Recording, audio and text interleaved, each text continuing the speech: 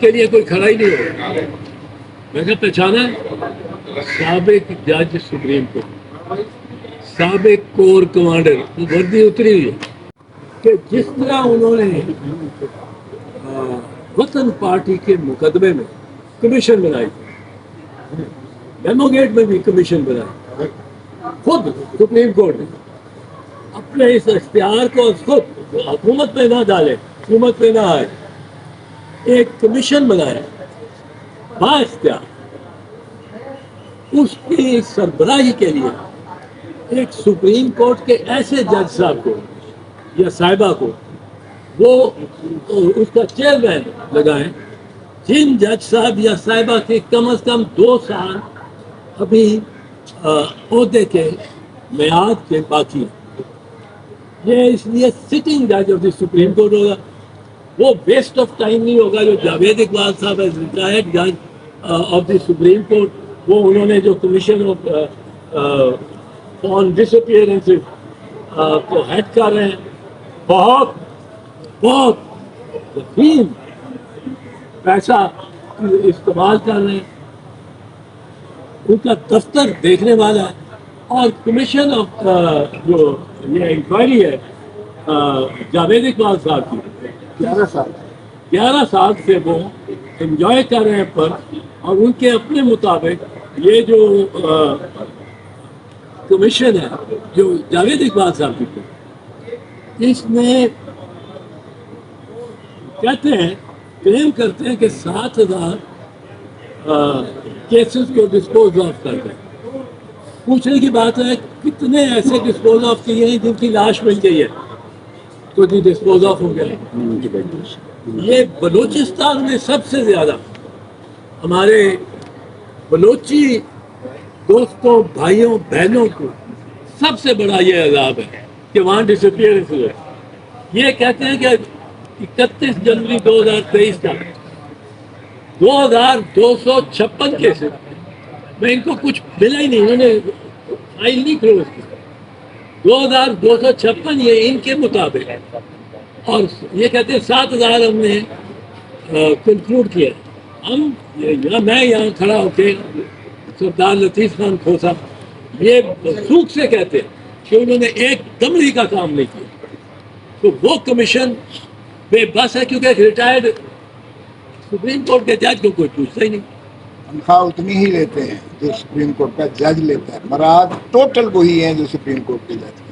اب retired supreme court کے جج کو حقیقت ہے، میں تو اپنے دوستوں کو سپریم کورٹ میں جو ہے میرے سے بہت جونیئر ہیں، ان کو کسی شادی پہ کھڑے ہو کے میں ان کو پوائنٹ آؤٹ کرتا ہوں کہ میرے ساتھ کھڑا ہوں. میں کہتا ہوں وہ آدمی دیکھیں، وہ آدمی وہ شخص آ رہا ہے، وہ اس کے لیے کوئی کھڑا ہی نہیں ہوگا. میں کہا پہچانا ہے؟ سابق جج سپریم کورٹ، سابق کور کمانڈر، وردی اتری ہوئی ہے. کوئی ایک آدمی کھڑا ہو کے کرسی نہیں دیتا. اب ہم چاہتے ہیں کہ وہاں آنریبل سٹنگ جج جس کے پاس 2 سال کم از کم آگے ہو وہ بیٹھے، اس کا ایک وقار ہوگا، اس کی اتھارٹی ہوگی، اس کی ڈگنیٹی ہوگی. اور کمپوزیشن کیا ہو؟ ایک طرف ہم سول سوسائٹی کے سب سے اہم ترین سول سوسائٹی کے افراد وہ ان کو ڈومینیٹ کرنا چاہتے ہیں. آپ کو پتہ ہے کہ وکلاء اور بار ایسوسی ایشن بڑی توانا ہو گئی ہیں، اور لائرز موومنٹ کے بعد سے کچھ ہمیں فکر رہتی ہے کہ کچھ ان میں سے متشدد بھی ہو گیا وکلاء، اور وہ اس کے اعتماد پہ کہ ہم لائرز ہیں اور ہمارے آگے کوئی آرمی چیف بھی نہیں کھڑا ہو سکتا، پرویز مشرف کیا چیز ہے، دوسرا کوئی کیا چیز ہے. لیکن اس کے ساتھ ساتھ کچھ جج بھی اس موومنٹ کے باعث متکبر ہو گئے. تو متشدد وکلاء اور متکبر جج یہ بھی ایک بائی پروڈکٹ، سارے جج نہیں، سارے وکلاء بھی نہیں، بائی پروڈکٹ ہے لائرز موومنٹ. پر اب لائرز کو ہر سال نیا سارے 200 کے قریب بار ایسوسی ایشن میں، سپریم کورٹ بار ایسوسی ایشن، پروونشل بار ایسوسی ایشن، جو بینچز پہ بار ایسوسی ایشن ہیں ہائی کورٹ کی، پھر junior bar association, district bar association اور کئی جگہ تحصیل بار ایسوسیشن، یہ بڑے اب ایک مضبوط گروپ ہے۔ ہم چاہتے ہیں کہ دیگر ممبران میں یہ آئے Pakistan bar president of the supreme court bar association, chairman تو آ گیا جج صاحب، number 2 president of the supreme court bar association, Pakistan bar council through its vice chairman, president of the Quetta high court bar association, of the Peshawar high court bar association, of the Lahore high court bar association, Sindh high court bar association, chairperson of the Human Rights Commission of Pakistan and chairperson of the National Commission on Status of Women. یہ civil society ایک powerful وکیل جو ہے اس میں chairman president بار کا، وہ یاد رکھے یہ وکلاء کی ایک ایسی ٹریڈیشن ہے کہ وکلاء میں ہر سال الیکشن ہوتا ہے، ہر سال۔ کوئی نہیں کہتا کہ جی موسم ٹھیک نہیں ہے، کوئی چیف الیکشن کمشنر نہیں کہتا میرے پاس وسائل نہیں مجھے دیتی گورنمنٹ۔ ہر سال الیکشن ہوتے ہیں 150 سال سے، مارشل لا لگاؤ، فلڈ آیا، وکلاء کی اب 200 تقریباً بار ایسوسیشن ہو گئے میں الیکشن، تو یہ الیکٹڈ تازہ الیکٹڈ باڈی ہوگی۔ تو سول سوسائٹی میں ایک پاورفل ایلیمنٹ ہے لائرس کا۔ اب اس کے بعد 2 بندے ہم سمجھتے اس میں ممبر بنا لو، وہ ایک ہے DGISIC سینٹر، جو ڈومیسٹک اندرونی پاکستان میں انٹیلیجنس کا انچارج، وہ ایک دائی اہم شخص ہوتا ہے، اس کو اس کمیٹی میں بٹھائیں۔ چیئرمین سپریم کورٹ کے جج، وکلاء، civil society, human rights commission اور status of the women commission کی پریزیڈنٹ وہ بھی وہاں، اور DGISI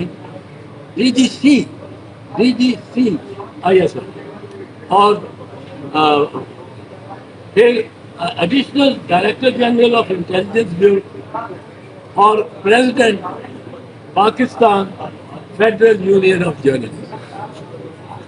ہمارے خیال میں یہ اگر بیٹھے گی باڈی اور اس کے پاس کوئی ماں پٹیشن لے کے جائے گی کہ میرے بیٹے کو اٹھا دیا گیا، تو ISI کے ایک سینئر نمائندے کا بیٹھے اور یہ IB کے سینئر نمائندے کا بیٹھنا وہاں کارآمد ہوگا۔ ہم الزام تو لگاتے رہتے پر کس طرح لگاتے ہیں؟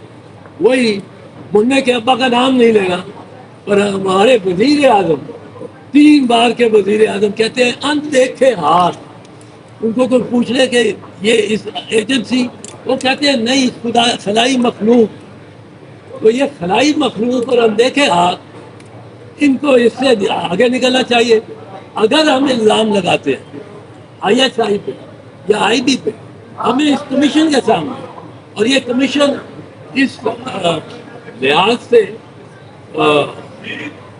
اہمی اور امپورٹنٹ ہوگی، اس کی اہمیت ہوگی کہ اس کے بعد جو بندہ ادھر بیان دے کے نکلے گا اس کو یہ تسلی ہوگی کہ اس کو نہیں اٹھایا جائے۔ سر اس میں فریقین آپ نے نہیں بتایا پوری، میں نے آپ کی درخواست سنی ہے، آپ نے فریق کس کس کو بنایا، ظاہر بات ہے میں بتا دیتا ہوں آپ کو پٹیشن کی کاپی آپ واٹس ایپ کا نمبر آپ دے دیں، آپ کو سافٹ کاپی اسی وقت ملے گی۔